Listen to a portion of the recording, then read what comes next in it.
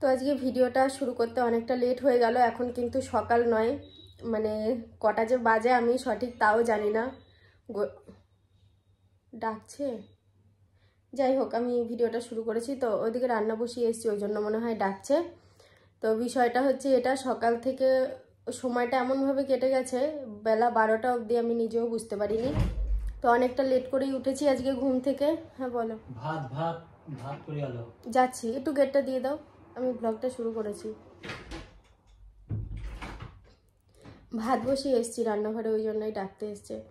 তো যাই হোক, মানে আজকে ইচ্ছা ছিল যে আমি ব্লগই করব না, দিয়ে ও বললো কি যে দেখো তুমি ব্লগটা অন্তত করো, কারণ আজকে ধরো মনের কষ্টে ব্লগ করলে না, চাপে, কিন্তু কালকে তো তোমাকে করতেই হবে, এটা তো কাজ বলো, এটাকে তো বন্ধ করে রাখা যায় না। তো আমি ভাবলাম ঠিকই বলেছে একদিক দিয়ে কথাটা, যেমনটাই থাকি না কেন তোমাদের সামনে তো সেই রকমভাবেই দিনটা তুলে ধরি। তো বিষয়টা হচ্ছে উঠেছি একটু লেটই হয়ে গেছে আজকে উঠতে। ওঠার পর আমি প্রত্যেক দিনের মতো মায়ের শরীরের খোঁজটা নিই, ফোন করি। এমনি 2-3 দিন ধরে শরীর খারাপ, হঠাৎ মামি ফোন ধরলো, বলে তোর মাকে হসপিটাল নিয়ে এসে ভর্তি করেছি।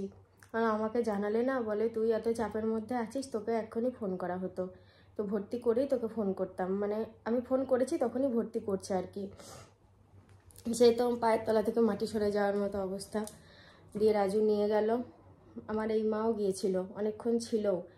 দিয়ে এবার ডাক্তারবাবু যতক্ষণ দেখে না যায়, এবার আমি আসতে পারি, সমস্যা হচ্ছে শরীরে ভালো মতোই। তো এবার আমি আসলাম, ওদেরকে পাঠিয়ে দিলাম, বললাম তোমরা চলে যাও, আমি একটু পরে যাচ্ছি। দিয়ে যখন 11:30 পার করেছে তখন আমি ওই হসপিটাল থেকে বেরোলাম। ডাক্তারবাবু রাউন্ডে দেখে গেলেন তারপর। কিন্তু যেই সমস্যা নিয়ে ভর্তি হচ্ছিলো, ব্যথা হচ্ছিলো পিঠে পাঁজরে, সেই ব্যথাটা এখনও রয়েছে। মাকে ফোন করছি, সুইচ অফ মনে হয়, চার্জ নেই, তাড়াহুড়ো করে চার্জারও নিয়ে আসেনি, একটু খবরও পাচ্ছি না জানো। হাতে কোনো কাজ উঠছে না, কিচ্ছু ভাল লাগছে না, কেঁদে কেঁদে চোখ মুখের হাল কী হয়েছে দেখেছো। সেই কেউ যদি ভালো কথা বলছে না বাড়িতে, ভালো কথাটাই কেমন মানে ঝাঁঝাক লাগছে, মনে হচ্ছে গায়ে ছ্যাঁকা লাগার মতো লাগছে।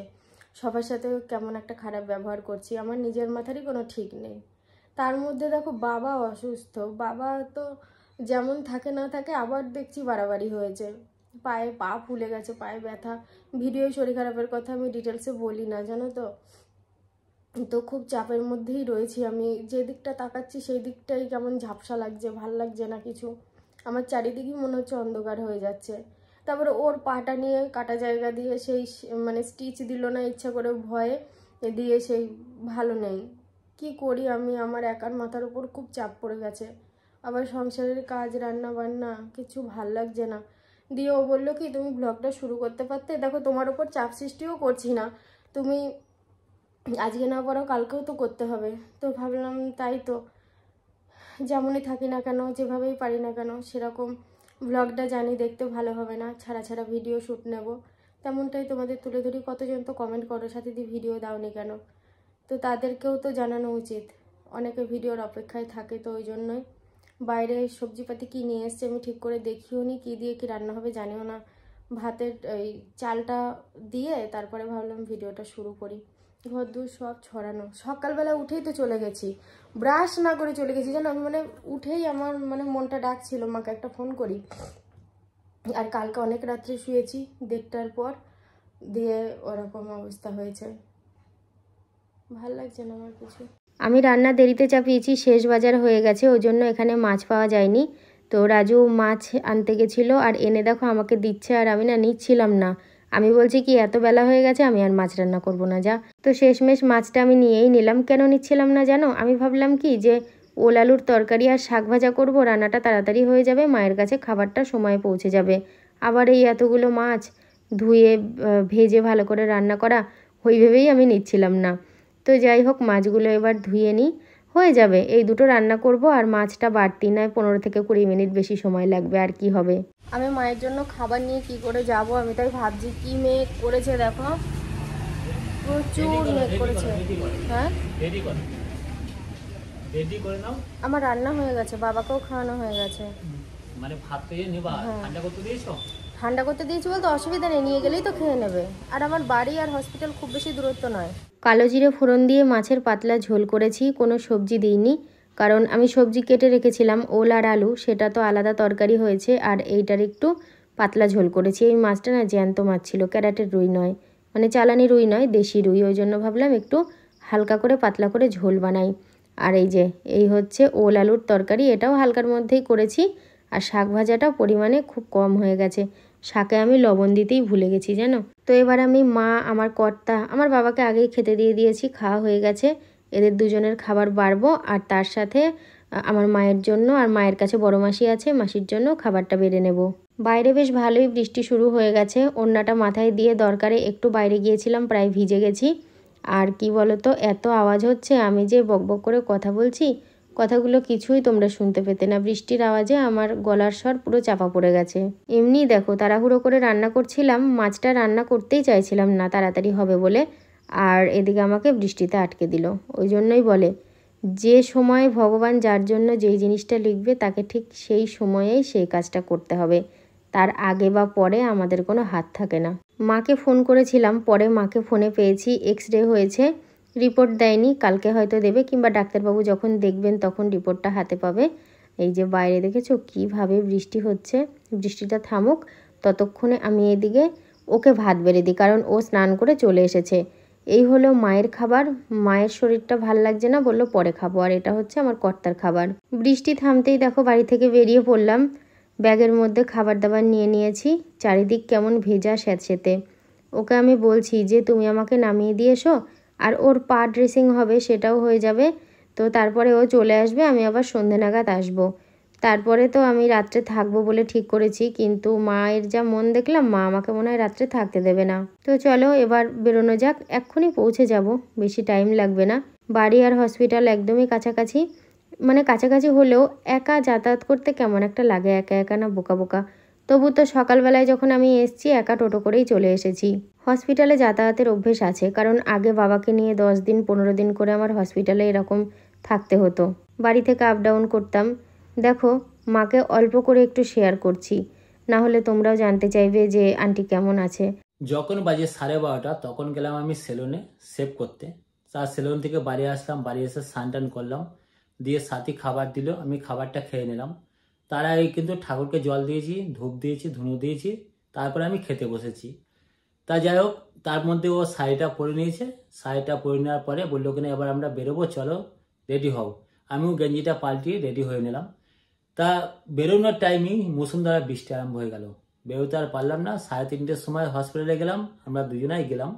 সাথী ওখানে থেকে গেল, আমি বাড়ি চলে এলাম। আমাকে বললো কিনা যে 8:30 থেকে 8টার মধ্যে নিতে আসবে। হ্যাঁ ঠিক আছে, তোমাকে নিয়ে আসবো, আবার দিয়েও আসবো।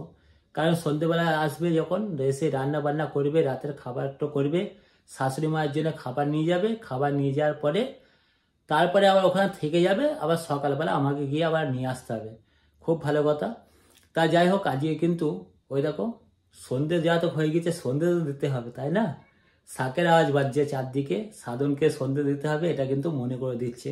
আজকে কিন্তু 3 জনের মধ্যে একজনও কিন্তু সন্ধ্যে দিতে পারবে না। কারণটা হচ্ছে মায়ের তো জ্বর এসছে, আর শাশুড়ি মা যা তো হসপিটালে ভর্তি আছে, সাথী কিন্তু ওখানে আছে।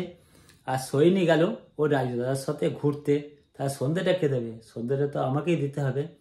তা তবে কি সন্ধ্যেটা দিইনি, তার মধ্যে সন্ধ্যে দেওয়ার পরেই সাথীকে আনতে যাব, তারপরে আবার তোমাদের সাথে গল্প করতে আসবে সাথী। এই মাত্র মায়ের কাছ থেকে আসলাম, তো বাইরে থেকে চেঞ্জ করে ফ্রেশ হয়ে ঘরে ঢুকলাম। এবার রাতের রান্নার ব্যবস্থা করব। আমি তো মায়ের কাছে রাত্রে থাকবো ভেবেছিলাম, কিন্তু মা বলছে তোকে রাত্রে থাকতে হবে না, এমনি তোর কাজ আছে, তোর বাবা আছে, তো আমি ঠিক ম্যানেজ করে নেব, থাকতে পারবো। আমি আবার কালকে যাব, আগামীকাল যাব না, আজকে রাতেই একবার যাব, রাত্রের খাবারটা করব। রাতে কি রান্না করবো? রাত্রে রুটি করব। রুটি? এই মায়েরও তো শরীরটা ভালো না, রুটি, আমার বাবার জন্য রুটি, আমার মায়ের জন্য রুটি। রুটি করতে গিয়ে আমার শরীর থেকে একটা জিনিস খুলে রাখতে হয়, সেটা হলো এই পলা আংটিটা। কারণ এই পলা আংটিটা আঙুলে থাকলে না, রুটি বেলতে গিয়ে খুব প্রবলেম হয়। প্রত্যেক দিনই যখন রুটি করি থালার ওপর রাখি, আবার রুটি হয়ে গেলে আমি আবার পলা আংটিটা পরে নিই হাতে। অন্যদিন যখন রাতের খাবার বানাই, তখন এই তাড়াহুড়োটা মনে থাকে আমাকে লাইভ করতে হবে। তো আজকে আর সেই ইচ্ছে আমার মনে নেই, লাইভ করার কোনো ইচ্ছে ভেতর থেকে আসছে না। আজকে এটাই মনে হচ্ছে টাইমে রাতের রান্নাটা কমপ্লিট করে ফেলি, তারপরে মায়ের কাছে গিয়ে একটু দেখাও হবে, আর খাবারটাও পৌঁছে দিয়ে আসা হবে। রাত্রের খাবার রেডি করে ফেলেছি। দেখো এগুলো হসপিটাল থেকে এসে আমি ছেড়ে রেখেছিলাম সন্ধ্যাবেলা। তো এই যে ব্যাগে নিয়ে নিয়েছি, কিছু ওই এবার দেখো মামি মাকে তাড়াহুড়ো করে নিয়ে এসছে, চেঞ্জ করার মতো কোনো পোশাক নিয়ে যায়নি, আমার কাছ থেকেই নিয়ে যাচ্ছি। আর রাত্রের খাবার রয়েছে, শুধুমাত্র 2টো রুটি নিয়েছি, কোনো তরকারি নিইনি, বললো কলা আছে, কলা দিয়ে রুটি খেয়ে নেবে। মায়ের কাছ থেকে চলে এসেছি বেশ খানিকক্ষণ, তারপরে দেখো সব চেঞ্জ করে ফ্রেশ হয়ে ঘরে আসলাম। এখন ঘরটা একটু ছড়ানো ছিটানো রয়েছে, আজকে আমি লাইভ তো করছি না, তো ভাবছি ঘরের যে সমস্ত শাড়ি এদিক ওদিক ছড়ানো রয়েছে গুছিয়ে এক জায়গায় সোফার মধ্যে রেখে দেবো। পুরো ঘরটাই অগোছালো, সেই সকালে একবার ঝাঁট দেওয়া হয়েছে, তারপর আর সারা ঘর ঝাঁট দেওয়া হয়নি, টাইমই পাইনি। কি ব্যাপার, তুই কি আমাদের বাড়ির ছাগল? রাত্রির বাজে এখন 11টা, তুই বাড়ি না গিয়ে তুই এখানে এসছিস? হ্যাঁ এই যে আয় আয় করেছি এর সাথে, হ্যাঁ ওরাও পাল্লা দিয়েছে, ভেবেছে ওদেরকে ডাকছি। রাত্রির বাজে 11টা আর তুই এখন এখানে। এ জানো 3-4 দিন আগে সারা রাত আমাদের বাড়ি ছিল, রাজু ভেতরে ঢুকিয়ে গেট দিয়ে দিয়েছে, দেখছে রাস্তায় থাকবে, কুকুরে ধরবে, কোথায় বিপদ হবে। ভাত রান্না কমপ্লিট হয়ে গেল, সারা দিনের মতো ডিউটি আমার প্রায় শেষের দিকে। হাত পা ধোবো, ফ্রেশ হবো, বিছানা ঝাড়বো, শুয়ে পড়বো। তো বন্ধুরা সবাইকে গুড নাইট বলছি, দেখা হচ্ছে আবার কালকে সকাল থেকে।